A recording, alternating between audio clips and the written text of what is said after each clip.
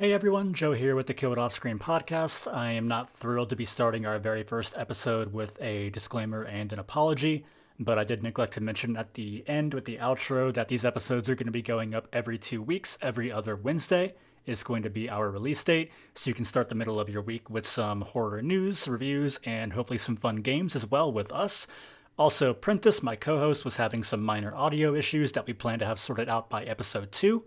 We are learning that, like anything else, podcasting is a skill, and it's something that we are trying to get better at and grow as. So please bear with us, and I do hope you enjoy the episode.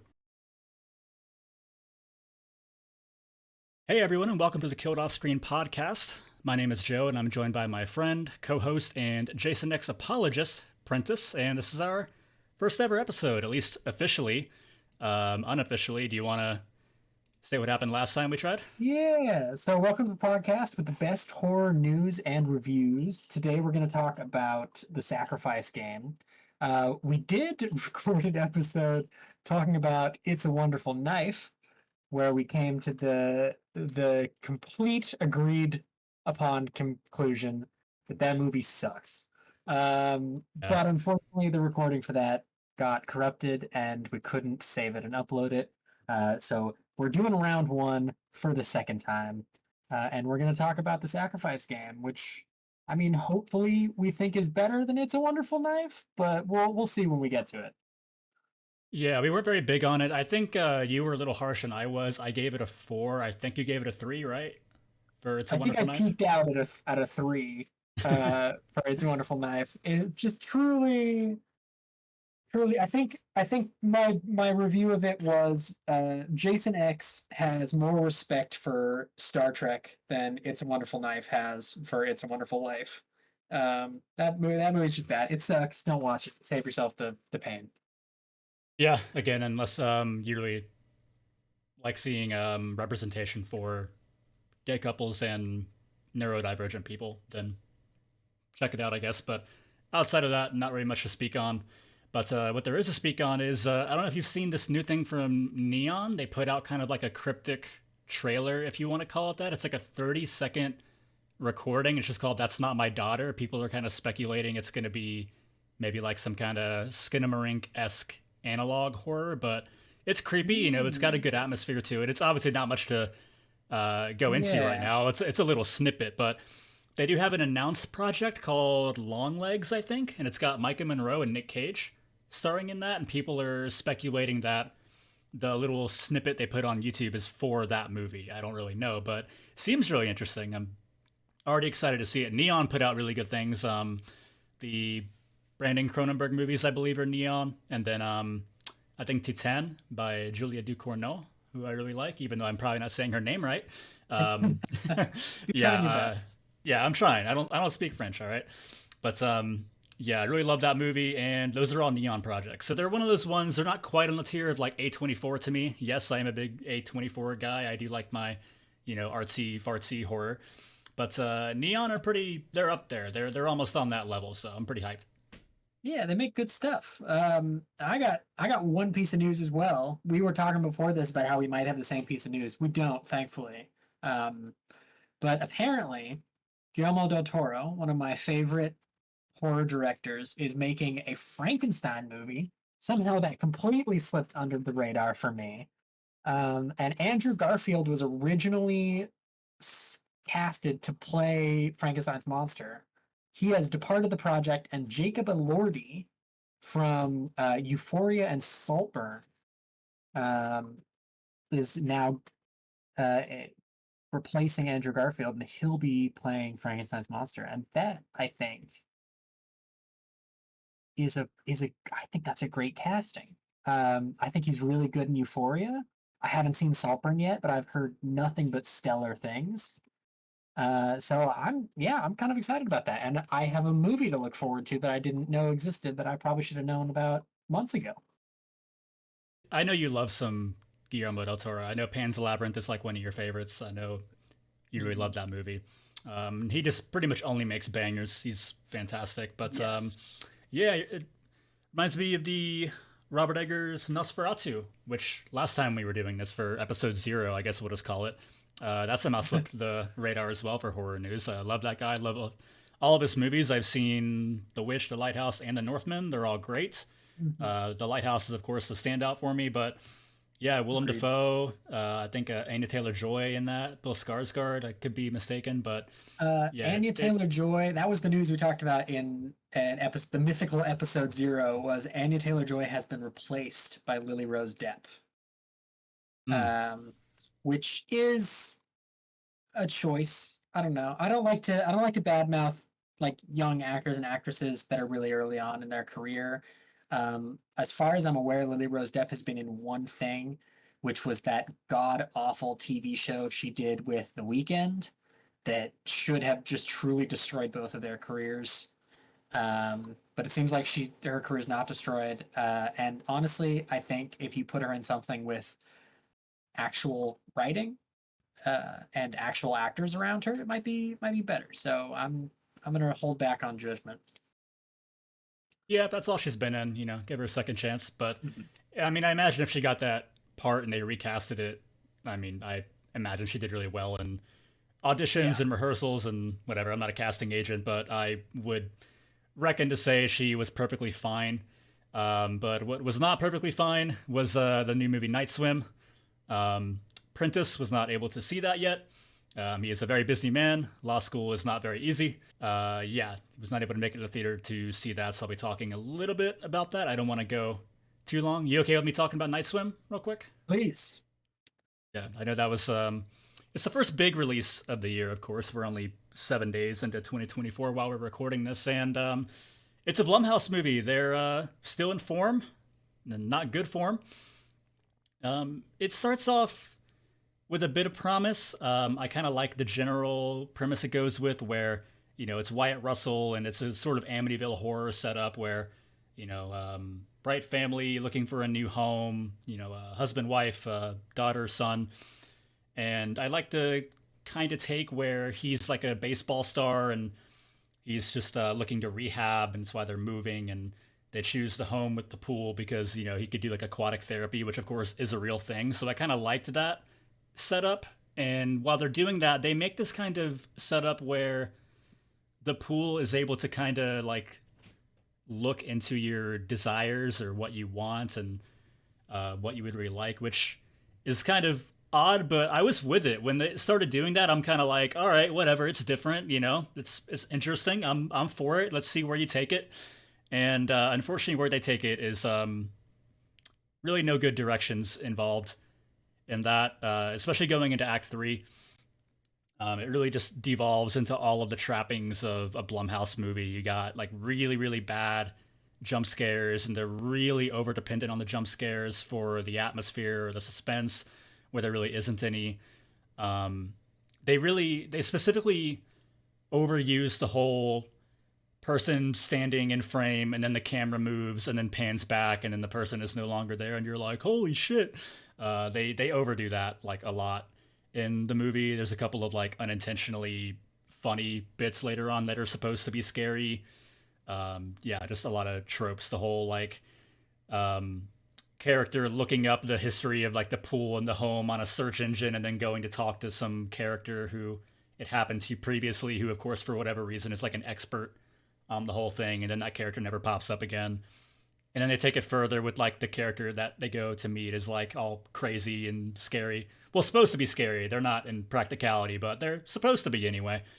Yeah, very nonsensical. It doesn't make any sense. It rips off a few things. The third act just completely goes into like it's just Amityville horror. Wyatt Russell gets possessed by like the entity or demon, whatever you want to call it, that calls the pool home and tries to like kill his son and like sacrifice it to the pool. Really, it's not good. I did like, not unironically, but I did like that the way they kind of break his demonic possession is his daughter just beats him with a baseball bat, because we of course always know that baseball bat beats demonic possession on the weapons triangle every time.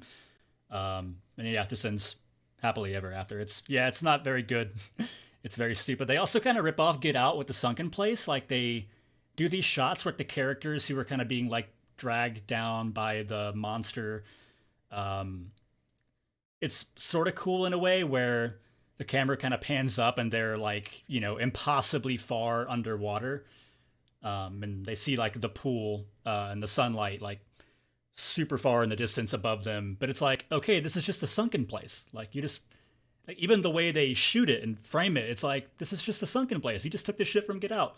Yeah, not very Yeah. good. It's like a 3 out of 10. It's like a strong 3. It really really falls apart. It's always hard to try to take a short that's like 3 or 4 minutes and then be like, okay, how are we gonna get like a 90-minute movie out of this? You know? It's that's just always a bad idea. Um, I feel like some people will. I know the people who dislike Skinamarink have the same thoughts of Heck, the short film on YouTube that is based on. Everyone who dislikes Skinamarink cites Heck as being just a better Skinamarink. I don't know if I necessarily agree with that, but I understand the criticisms. But if you're adapting a short um, like short story, whether it's written, whether it's a short film, and you don't have more to add before you start adapting it, it's going to be bad. Uh, and I think Blumhouse also is just not the studio to be doing that. I don't know. I pulled up their list of films, and I'm just trying to find the average amount of films they release between good movies, and it looks like it's about 6. Um, so Yeah, it's bad. I'm gonna count Five Nights at Freddy's as a as at least a fun movie. Yeah. And then it's 7 movies back from that before we get to Mathregan, which I think is the last one they released before that that could be considered like fun and decent. No, I Um, think Mithrigan is fucking awful. That's like a 3 out of 10 yeah. for me. Well, okay, Very fitting. then it's 9, and you get to Soft and Quiet, which is a fucking brutal movie. I haven't seen that one, but Oh my god, yeah, that's you should watch that. yeah, You maybe hate it. let's see You if should watch it's. that. I think I've heard of it. I just haven't watched it, but it's like I feel like in terms of appraisal, like what does Blumhouse really have without Mike Flanagan, Jordan Peele, and Lee Winnell?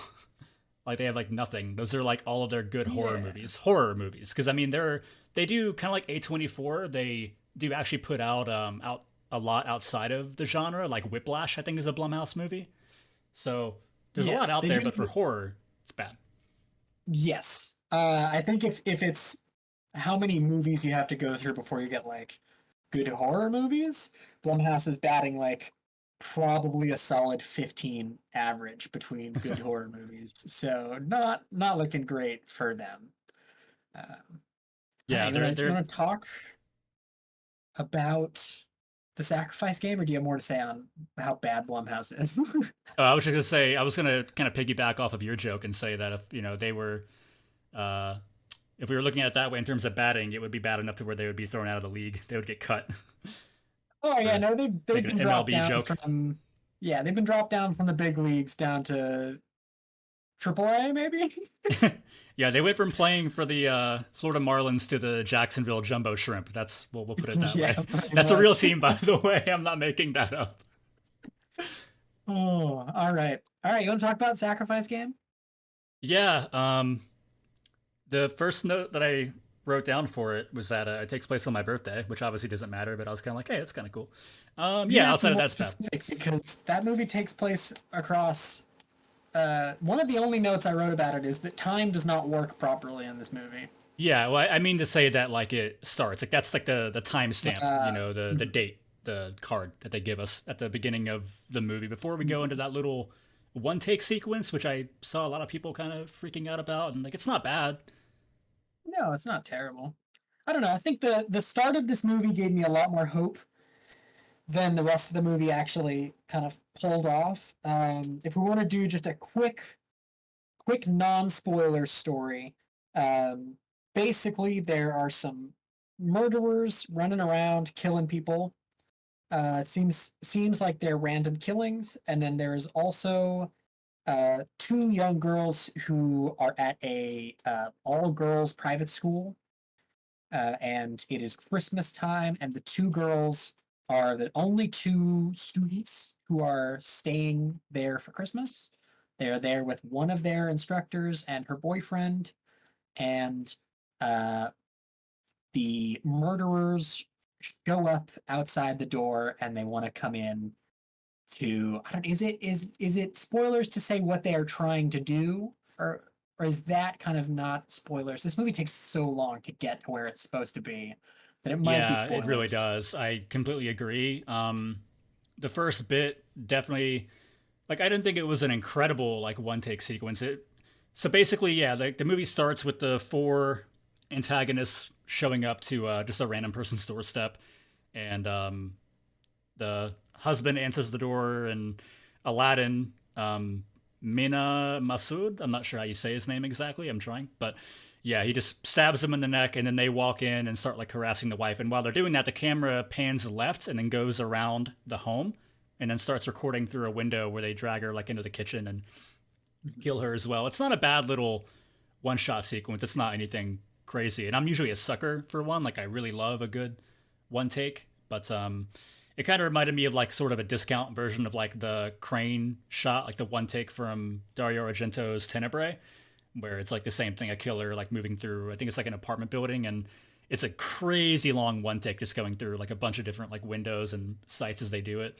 But yeah, it made me a little hopeful. And then to answer your question, I don't think it's necessarily spoiling it. I think if you even just look up like a basic Yeah. premise, like on Letterboxd or whatever, like it does say that they're trying to um, Oh yeah. visitors Okay. come in to try to So kill them. I don't think that's yes, spoiler territory. I've pulled up the kind of IMDb for it. First of all, 93% on Rotten Tomatoes. Get some standards, y'all. Wait, I'm really? sorry. That's too high.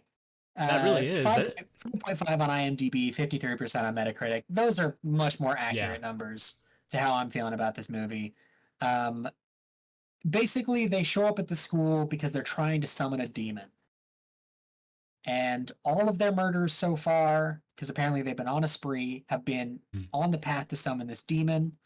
We're not gonna. I won't say anything past that because I do think then you do start to get into spoilers. But I will say you're you're halfway through this movie before they get to that. It's poorly paced. This Yeah. movie needs an edit and multiple reshoots and a better script and new actors. Because I think there are some at least decent ideas in this movie that could have been done better. I think two of the actors involved are pretty good. I thought Georgia Aiken, who plays Clara, was good. Um, I'm a sucker for just the oddball characters, and I think if you can play them somewhat believably, pretty solid. And I thought, and you might disagree with me on this one, I thought Derek Johns, who played Grant, who was the war veteran murderer, I thought Hmm. he was actually pretty solid. Um, Everyone else in this, I'm super not hot on. Real touch and go for most of the performances in this, but I thought those two put in a very respectable shift in this movie. Yeah. Really, everything you're saying is like you're reading my mind. What Prentice mentioned with the killers getting there to kill these younger girls to sacrifice them and fulfill their ritual to summon a demon is literally the first like 45 minutes of the movie, like until you actually get to that point. It is like so much fluff. It tries to be like world building and of course like character development with Clara, Georgia Aiken, and this other girl staying there, the name of her, Madison Baines. Yeah, so Yes, sure. it's Her character's name is yeah. Samantha, I believe. Yes, Samantha and Claire are the two girls, and yeah, it's very dull. Like the dialogue isn't great. And I was, yeah, one of the notes I wrote down was that like Aladdin in particular, was just not good.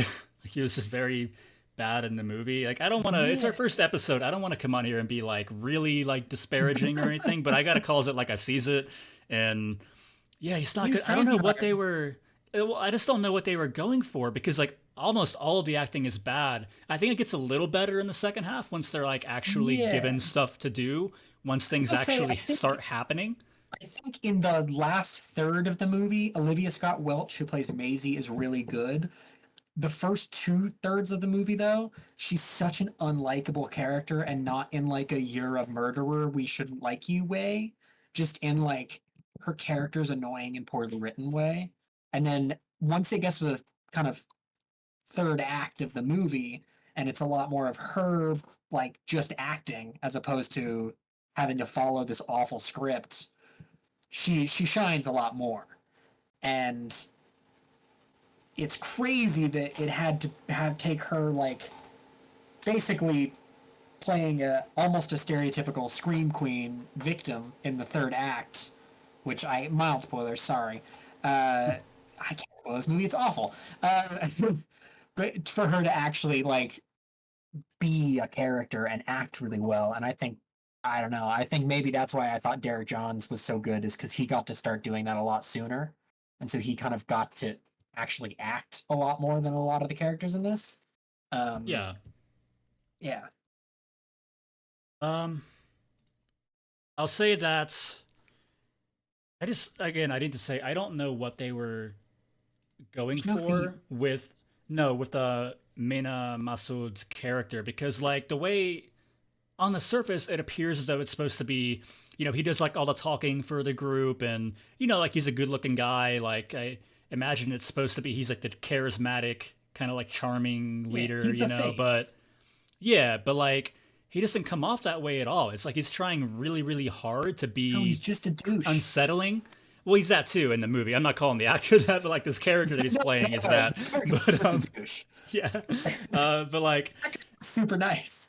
yeah, I'm sure. Yeah, I'm sure he's a nice guy. But like I don't think it was really his fault, because again, we're kind of saying like everybody in this is not very good for the most part, and I think that's just because I just don't think they were directed very well. When No, you're and looking I at don't think one it was actor, written very well. yeah, like when you're looking at one actor and they're not good, it's probably the actor. When it's everybody, it's probably just the person is not a very good director of actors, Yeah, is probably my assumption. And then yeah, in the first half of the movie, they're just not given anything to work with. It's just kind of like standing across a room, just kind of talking. And so yeah, yeah, it's hard to be really inspiring when that's just going on for so long in your runtime. I yeah, did and think it and got a like little better yeah, once. and like Olivia Scott Welch, who plays Maisie, who is I guess a secondary protagonist and secondary antagonist all at the same time. She was in all the Fear Street movies, and she's good in Yes. those. Mm. Like, okay, she's not bad in those the way she's bad in the first 2/3 of this movie. Well, to be fair, I Like, didn't I didn't watch the second and third parts of Fear Street. I just watched 1994, and I it's the worst didn't one. I'm think gonna be super she. for real. Yeah, that's what everybody says. Everybody says 1994 is like by far the worst one.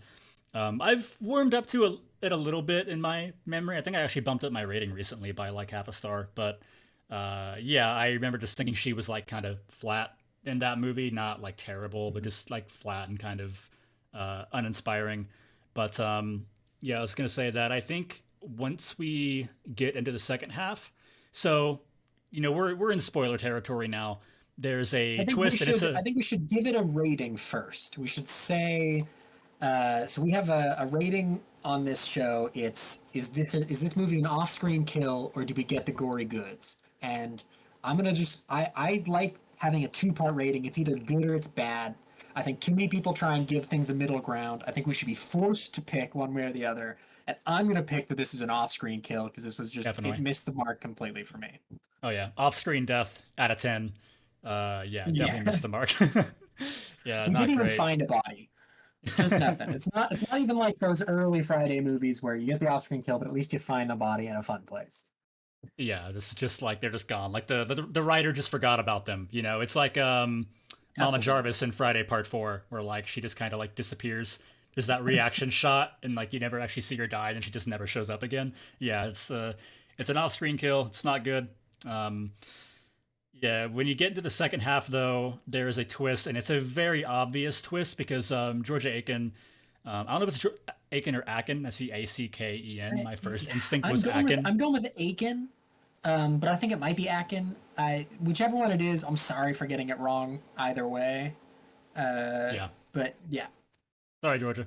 But sorry, yeah, we'll Georgia, just be if you we'll ever just be listen to this. consistent. We'll just keep saying it the same way for consistency. But yeah, like you notice that Georgia Aiken, Clara in the movie just like does not behave like a child really at all. Like her dialogue isn't really written like a child, and she's not like going He's the against their. outcast. Yeah, she's the outcast, and she's not at all fighting against the four murderers. She's like just kind of allowing them to do whatever. Really She's going with being it. very complicit, and like it's an extremely obvious twist, and that is that she is the demon, and the demon is in her body, and so she of course like wants them Mhm. to be there, and she like turns the tables and is going to kill them.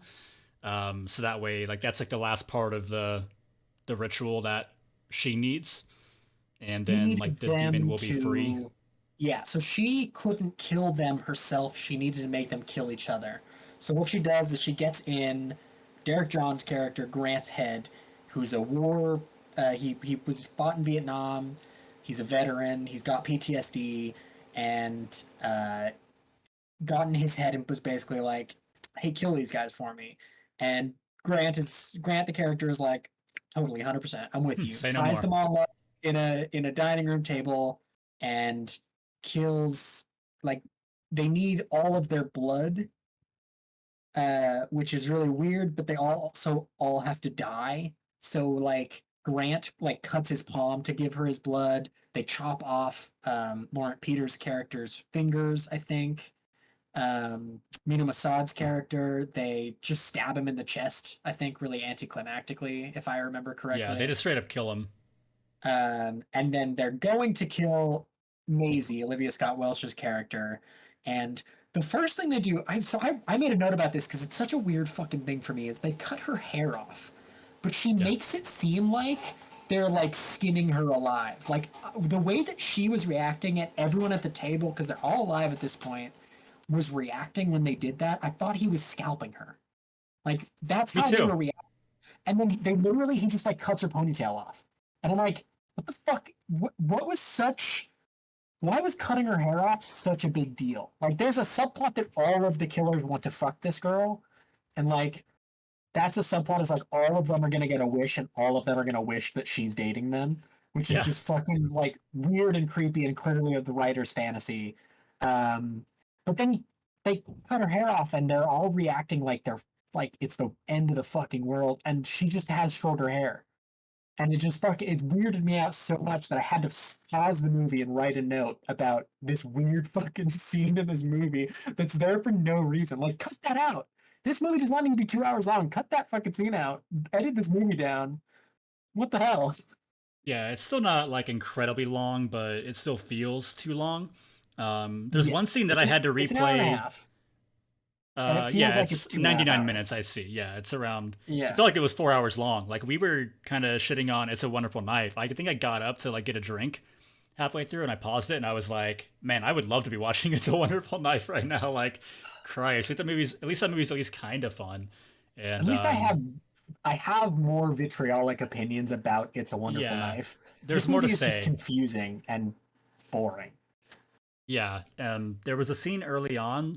I don't know if I'm just an idiot or if it was like poorly shot, but it's a scene in the classroom where it just is first establishing Samantha and Clara, and they're sitting next to each other, and Samantha looks over, and the camera shows Clara's desk and what's on it, and it cuts back to Samantha, and she's kind of like really looking at something. I had to go back 3 times to see like, oh, it's because Clara like cuts her wrist, and that's what she's looking at. Yeah. Like there was So something else on the desk that was like like the color kind of yes. popped out to me, and I'm like, what's she looking at? Her book or whatever the fuck, like her pencil? And I had to go Mhm. back 3 times, and I'm like, oh, that's what she's fucking looking at. It's Again, really poorly maybe, shot.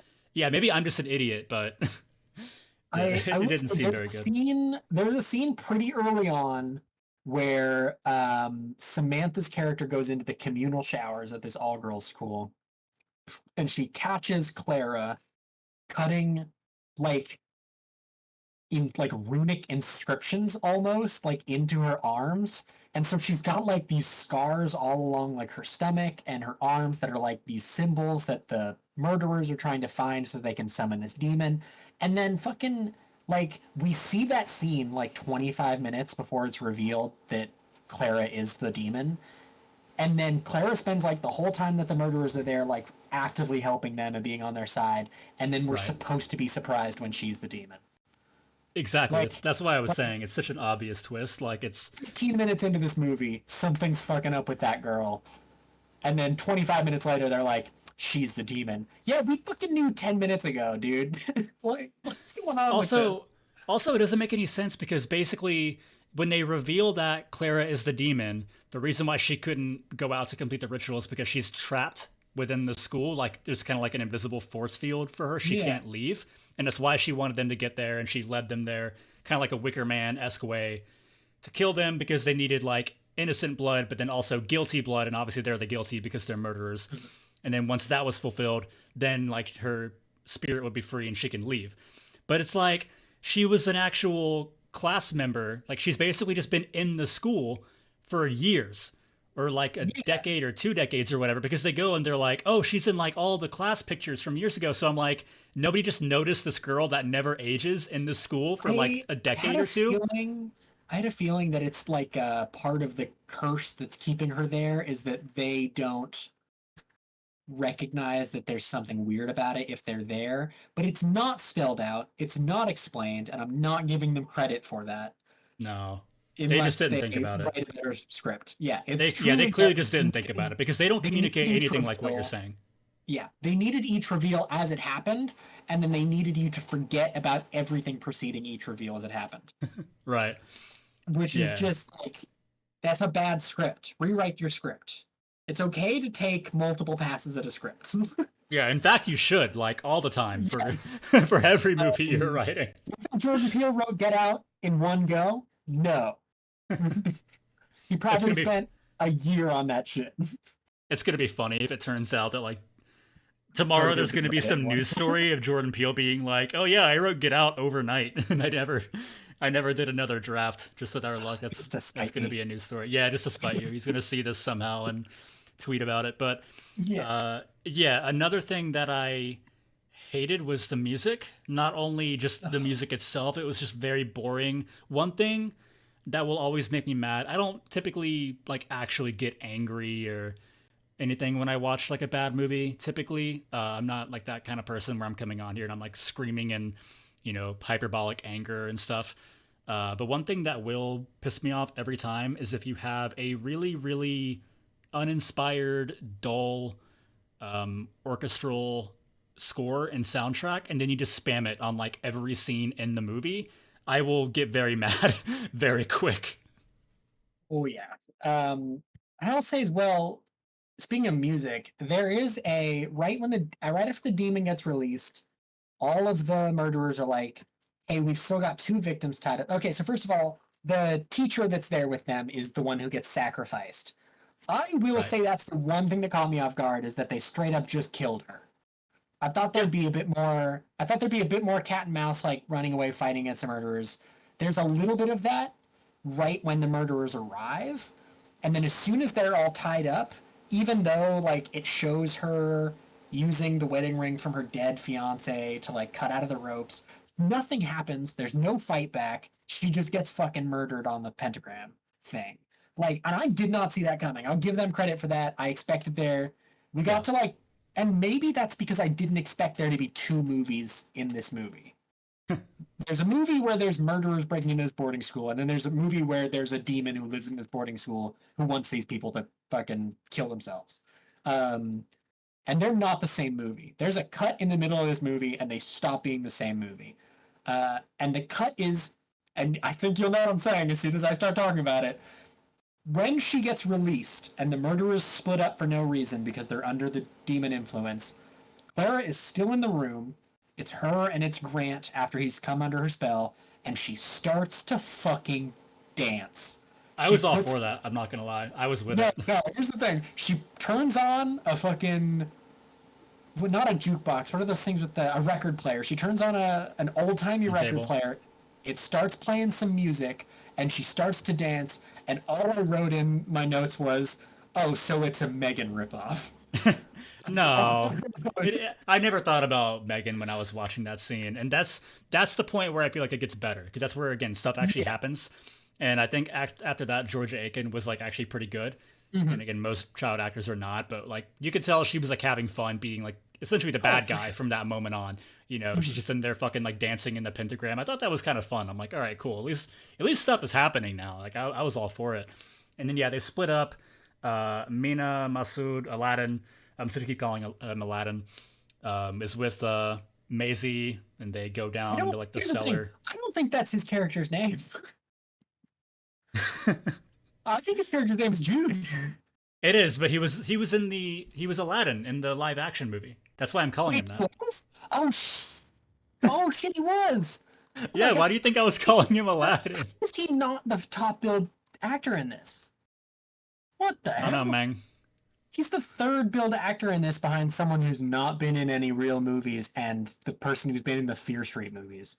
So wait, That's what? not, So wait, why did you think I he's was not a calling him very Aladdin? agent. Where, if you weren't tracking that, I thought you were getting his character's name wrong. Let me be super for real. no. I was just like, that's not his name, and that's not his character's name. Like, what's going on here? But yeah, you're right. He plays Aladdin. I was like, Yeah, why is he so familiar looking? I don't watch the live action Disney movies. I didn't either. I just looked at his So, filmography and I noticed that I haven't watched it, but oh I man, hear not good things. But yeah, he's um I thought. I touched on it earlier. It's like again, I don't know if they were going for like the charming, like suave kind of thing with him and his look and his aesthetic, but it's also like hang on, like he always gives every line the same way no matter what. Like he delivers every line the same way, like his cadence, his tone, and just like how he kind of inflects his voice, which got annoying. And then he delivers every line trying to sound kind of like intimidating or just like unsettling and creepy. There's a really unintentionally funny line that I love, and it's like when they first get in and they're talking to the teacher, Chloe Levine, and then Clara and Samantha, who we mentioned earlier, of course, and they're like all in the kitchen. The teacher was preparing this big like Christmas dinner for her and the two kids, and they go in and he starts trying to like be threatening while talking about like the food. And there's a line where Oh like he my turns god. around from the stove and he's like, "You girls like mashed potatoes?" And it was like the Jeez. funniest thing to me. And you're right, and I think that's the thing is, I think he's trying to broaden his image. I think he's trying to not just be Aladdin, but like sometimes you're just a good dude and you need to just be a good dude in your career. Like there's a reason The Rock doesn't have a ton of heel turns in his career, y'all. He's a he's made a living out of just being a pretty solid dude. There's a reason no one bought him being a villain for more than 2 minutes in the Black Adam movie. Like just just be Aladdin, dude. You've got a whole career there. Be a good dude. Like he does not know how to be a bad guy in this movie. And No. he's clearly trying to be like creepy and like evil and malicious, and it's just unintentionally a little funny. Yeah, it's not believable at all. And another thing that's not believable is just the time period. They don't do a very good job of establishing the period because it's supposed to be 60s, I believe, and It's the 70s. It's the late 70s, 70s. excuse me. Because yeah, I There's know it was only during one Vietnam. Yes, there's only one trivia on IMDb. I don't know if you've seen this. There's one trivia on IMDb, and it says, although the movie is set in December 1971, a character shampoos with two very large plastic bottles of Paul Mitchell shampoo. John Paul Mitchell Systems was not founded until 1980, and their signature shampoo was not created until 1983. So Yeah, they couldn't even set dress correctly in this movie. yeah. Like, it's incredible. That's the only trivia on IMDb. There's nothing else about this movie that is interesting enough to be included in the IMDb trivia. There's one piece of trivia.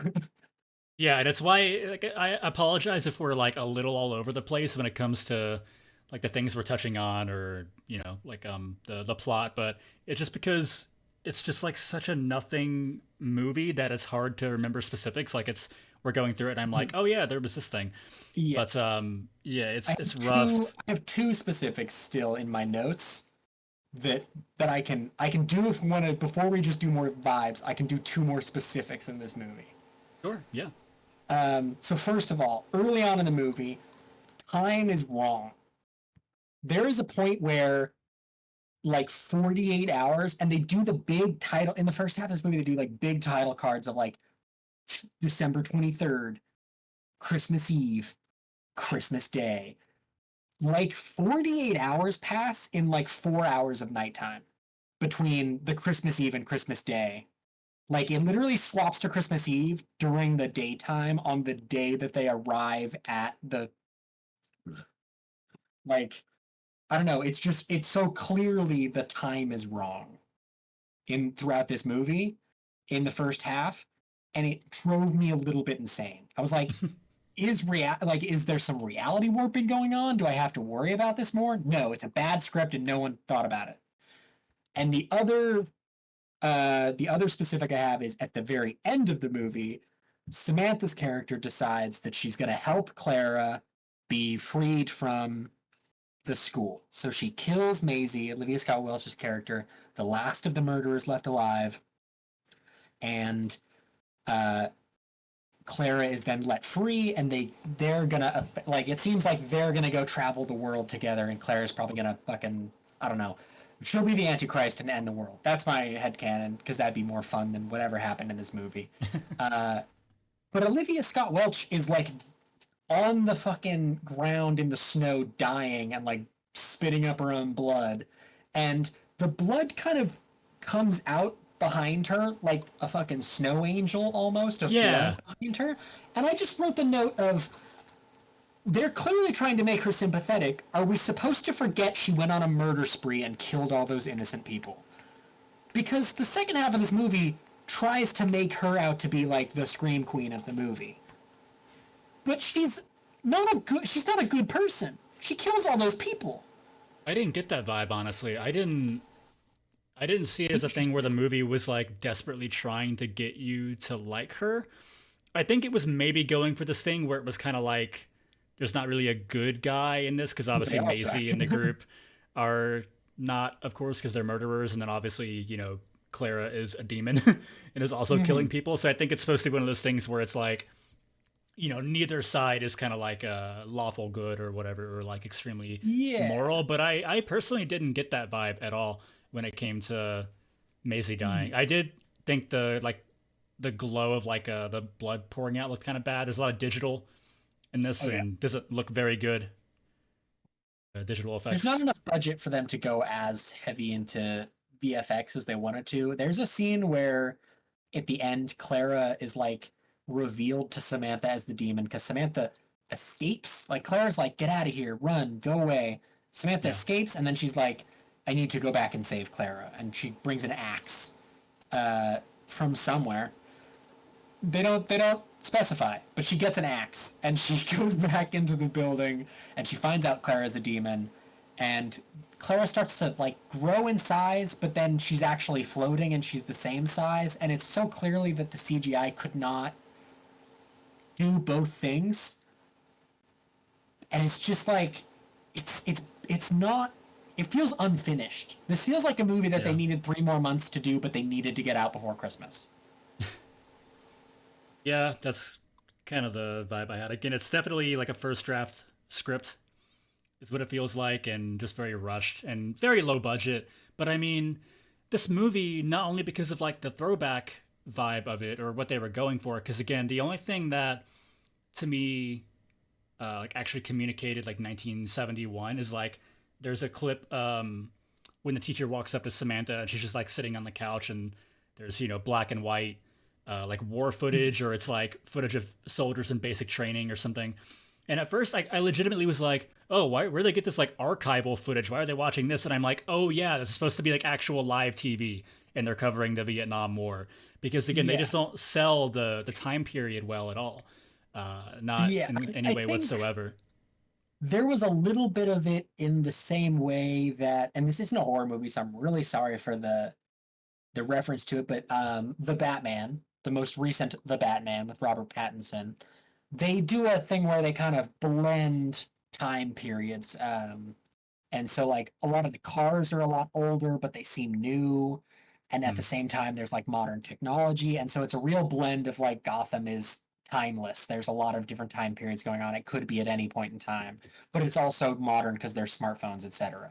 And I think that this movie does a bit of that in the beginning, where the cars are older, but they all seem new. Everyone's using like record players instead of CD players or MP3 or iPods or like iPhones and stuff now.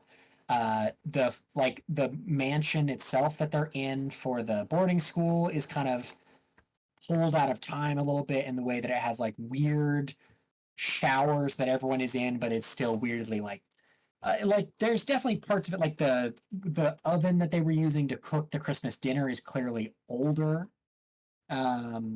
And so there's a lot of those things that it's like anachronistic and from an older time. But at the same time, I didn't lock in that this movie was taking place in the 70s until the until Grant starts talking about being in Vietnam 2 years ago and all of his people died. And all of his friends died in Vietnam. And I'm like, oh, so it is in the 70s. Yeah. It's not just an aesthetic choice. And that's the thing. It just felt like an aesthetic choice up until they really spell it out that it's in the 70s. And that's bad filmmaking. Yeah, and like I don't want to hear anything about budget. When I watched this movie, especially that opening sequence after the one shot, and then it's the title, the opening credits where it's like Samantha running from like their, I think it's like their dorm or whatever, to like the schoolhouse, and it's like all like the yellow text popping up. I'm like, this is like exactly like House of the Devil by Ty West. It's like the same kind of opening, except House of the Devil had really good music that fucking slaps, and it's also just better. And so like that movie was made for under $1 million. Like that was a very low budget movie.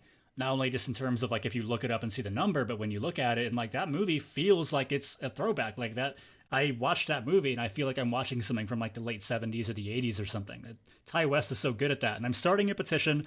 It's the official Killed Off Screen petition to have any horror movie taking place in like the '70s or '80s to be by Ty West. Nobody else is allowed to make horror throwback to those periods except for him. Hey, I don't know. There's a lot of this is super off track from the Sacrifice Game, but there's a lot of directors I'd love to see make like anachronistic, kind of pulled out of time, 70s, 60s style horror. Um, I do think, like, I don't know if you've seen Lovecraft Country. I think I that did haven't. a really good job of kind of mixing time periods and kind of pulling you back to sort of more Jim Crow era, but kind of pulling you back in time and telling a story with it. And I'd love to see someone like, I don't know, like Jordan Peele. I'd love to see Jordan Peele do a horror movie set in the 70s. I'd love Sure. Robert Eggers. I think Robert Eggers does experiment with time periods Oh extraordinarily yeah, well. I he was on my mind too, but like he does I'd love like to see him do much older. classic. Yeah, he does like much Yes, older time period though. He doesn't I do would like love to '70s. see. I'd love A24 to go to Robert Eggers and say, we want your take, like your take on a 70s slasher movie. Do whatever your heart and brain is telling you to do for a 70s slasher movie, but we want your take on it. I'd love that. I don't want whatever the fuck this was. This Yeah, is not the and way to do it. we're forgetting also Stranger Things. I feel like they do a Yeah. good job with making the time period. Yeah, but I mean like in general with horror, I think Ty West does it very very well Yeah. in terms of not like the super super old like Robert Eggers, but just like kind of like that throwback stylistically Robert Eggers with has two X, with time House of the periods. Devil, with Pearl, even though it's like 20s or something like that. But he Yeah. does that very well. This movie did not do it very well. Yeah, it's not good, and I think my official rating Yeah. for this is a 3. I only have one more note on this movie. It's called The Sacrifice Game. No games are played in this movie. Games games would be fun. This movie is not fun. Three, I don't know. I don't think this movie is as bad as It's a Wonderful Knife. I think it is. I And think it's worse. I, I, I don't think I can say that because I vitriolically I hated It's a Wonderful Knife, and I don't think I'm gonna change my opinion on that movie. Like, there were some good performances. The script is probably tighter. That movie's so bad. At least this movie's not ripping something off to be this bad and like insulting the source material. I do think that there's an interesting premise to this movie that's just not handled well. Like I think the ideas behind this movie, um, I think the idea of like the twist that the demon was a child at the school the whole time, and that these murderers were actually like weren't going to get their wish. They were actually being drawn in by this demon to free them instead of summoning them.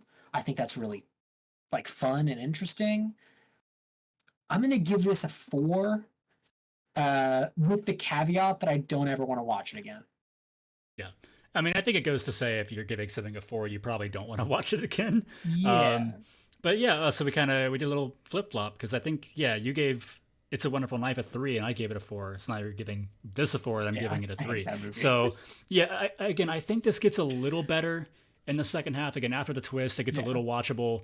It's still just not good, but I don't know. I thought It's a Wonderful Life had a little more going for it. I thought it took itself less seriously to begin with, and then at least you have like some good performances. You have like Joel McHale in there, and he's good. There's actually like some character moments that I thought were like Mhm. actually interesting to watch and somewhat successfully hit the emotional beats. You got like Justin Yeah. Long hamming it up, and he's pretty fun. At But least have a okay, couple cool kills. So yeah, I think It's a Wonderful Life was better. which twist made you less angry though? All three of them from It's a Wonderful Knife, or the one in this movie that was just obvious?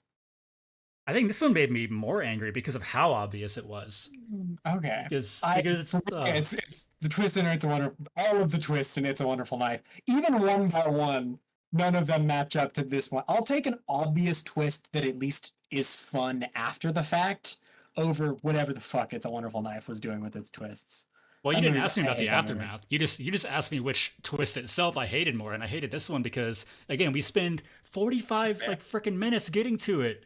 Like we spend But so much time working our way up to where nothing happens beforehand, and then it pulls that, and it's like, oh, we really got you, didn't we? It's like, no, you didn't. I knew this was gonna happen from like 5 minutes in. I genuinely think this movie's you said 99 minutes. My IMDb says 90 minutes.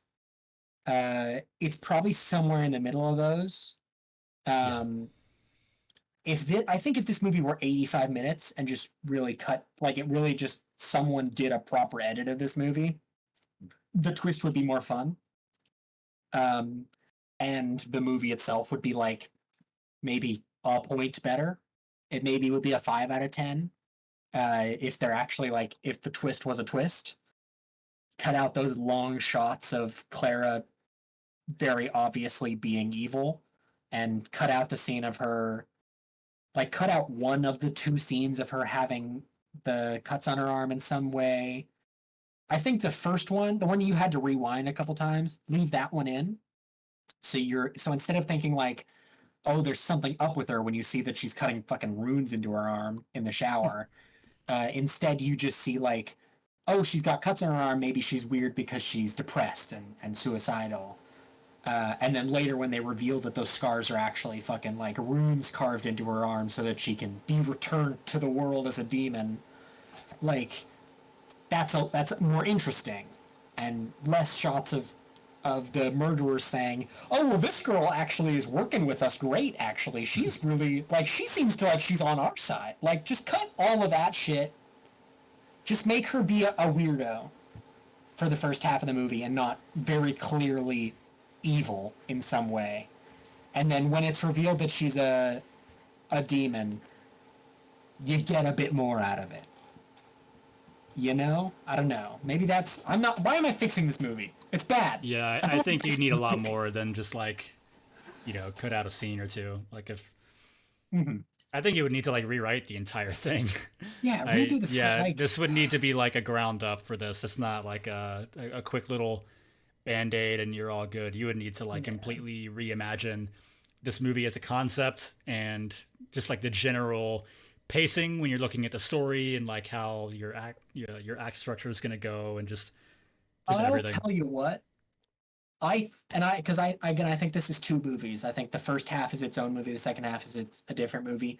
If this movie were 65 minutes of the murderers going around actually doing all the whole murder spree, and the horror of it is they're not getting caught and they're doing these murders, and then the third act is they show up at the school, they summarily round up the four people that are there. They murder the fiance to make a point, and then they kill the teacher to summon the demon. And the last 15 minutes are we didn't actually summon a demon. She was here the whole time. It's this schoolgirl, and she fucking just brutally lays into them and kills them in the last 15 minutes. And you, and that's it. I think that would be a lot better. Sure. I mean, I think it would still have the same issues with in terms of like the logical consistencies in the plot and everything in terms Yeah, of like the twist making sense. But yeah, I think it'd be more interesting. But I don't know, maybe yeah, a budget restraint there. But yeah. There's no budget available for this movie, but it does say that it's a lot of articles about it say that it's low budget, like yeah, or definitely. one article said extremely low budget, which to me says under $500,000. I don't know. I mean, hopefully, like when it comes to people making like really, really low budget movies, like for example, like student films and stuff like that, I don't ever want to Hmm. like shit on those. I'm just kind of like, all Yeah, right, you made a movie. I mean, I've never done that, so this I movie don't was ever. bought by Amazon though to stream on Mm. Amazon Prime. I'm gonna give you made money on this movie now. I'm gonna shit on it a little bit. Oh yeah, but like I'm saying, when it comes to like really, Mhm. really, really like hyper low budget stuff, it's like okay, this is Like made by fan people, films and yeah. yeah, who had like $20 and two Camel menthol cigarettes as their fucking budget. Like I'm not gonna go in, but I will again call it like I see it and say that it's not very good and it's got a lot of problems, and it's a 3 out of 10. And I will say, lastly, as a more positive thing, because I do, of course, believe that no matter how much you may hate a movie, you should always be able to find at least a positive thing. And we did say that about Georgia Aiken's performance afterward, as well as Derek Johns. Laurent Petrie, I'm not sure if that's how you say his last name, but there's an NFL player with the same last name, and that's how they pronounce it. So I'm going to It's say either Petrie. Peter or Petrie, depending on I I think guess where he's from. we didn't talk about his character at all. He's like the fourth guy, and he's the one who's sort of Hmm. like the The outcast in the non-threatening. murder group. Yeah, he's like the non-threatening one. He's like kind of there almost more for comedic effect. He's like Hmm. very he's like the punching bag for the other three kind of. He I kind of thought he won was me good. over. Yeah, I thought he Yeah, was kind of fun. Like as it went throughout the movie, his sort of facetious tone, kind of like yeah, sarcasm, which I normally hate, but he kind of won me over. I thought he was kind of fun. yeah. This movie needed someone to be not just a douche, um, and he kind of was that. He was like the stoner character you'd get in most comedies, except actually a little funny at times. And I felt really bad for him when they cut his fingers off, and he clearly was like he clearly was the one who was kind of roped into this because he is attracted to Maisie and wanted to. I don't know. His wish was obviously to be like, I want to fuck Maisie, which not cool, dude. But at the same Yeah, time, like, he's clearly the one in that group who's not a murderer in pretty much every regard. He gets shot at one point in this movie by like a highway patrolman, and the whole movie he's like, I got fucking shot. Leave me alone. Like that's a good running joke. And then when yeah. they cut his finger off, I'm like, they cut like the all four of his fingers off one of his hands, and I'm like, I do feel sorry for you, man. Like of everyone in this movie, I feel sorry for you in that exact moment. Yeah, we didn't talk about that scene at all. Such a nothing scene. I don't even know why it's in the movie. It doesn't really serve much of a purpose. I guess it's the reason why they're able to try to like sneak their way into the school because they're like, oh, my friend's been shot. Please let me in, like some Clockwork Orange shit. But It's, yeah, there's a scene like they hit a deer, and then like a cop shows up and they just kill the cop, and like as he's dying, he like fires off his handgun and it hits Laurent Petrie.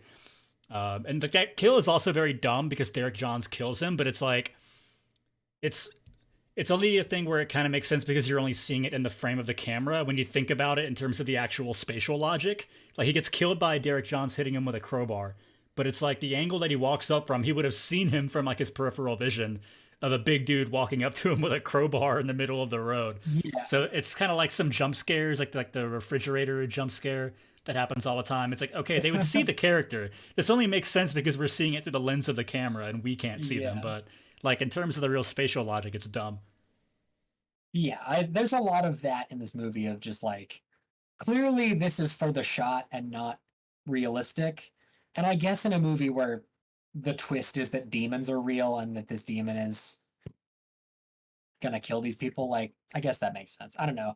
It's uh, there's just so much in this movie that isn't bad enough to be angry, but is bad enough to just be uninspiring. Yeah, that's a good word for it. It's very uninspired, is how it felt to me. Um, yeah, like I said, it's a 3 out of 10. I think that wraps up all my thoughts on it. Yeah, I think I'm gonna give it a 4 out of 10. Um, I think I would rewatch this over It's a Wonderful Knife. if not just to like I think I'd rewatch scenes of this over rewatching scenes of It's a Wonderful Knife. If anything, just because like again, I do think George Aiken had a really good performance in the second half of this movie. I think that dance scene, as much as I was like, this is a Megan ripoff, it was fun. Yeah, typically from here. So yeah, it was a 3 for me, a 4 from Prentice. Off-screen kill, very much Yeah. so. And typically we would move on to a game from here. Well, a better way to say that would be in the future, we want to have some fun interactive games. After our review, like in episode 0, I had a game prepared where I had a like a 10-15 second snippet of a different horror movie's score, and Prentice went through it, and I did yeah, very he's bad. shaking his head right now. I really thought that you were gonna get through that in like five Me minutes, too. and we were there for like 45 minutes. It was hell for Yeah. you. Um, Yeah. well, I already have an idea for the I next one, and I have good news and bad news. oh The bad no. the bad news is going to be the same game, but the good news is I'm just going to do like 10 of them. So I'm going to do not even half of the Hmm. Hmm. number you had to do. And will they But be different? Oh, we'll figure it out. We'll figure they'll it be out. different. Yeah, I'm not going to Okay. like I can't give you the same ones. I just would have given you the same video game, but I got to like make it and cut all the song snippets and make a video out of it and do all that shit. So I will try to have that ready on the Okay. next one, and then you'll be able to play along at home. Sorry, we don't have a game ready for this one, but yeah, we were robbed of it last time. But that's going to do it for this first official episode of the Killed Off Screen podcast. If you have any movies you would like us to watch for a review or you want to recommend, you can send it to killedoffscreenpod@gmail.com. I've been Joe, joined by Prentice. Thank you so much for stopping by. Have a good day, everyone.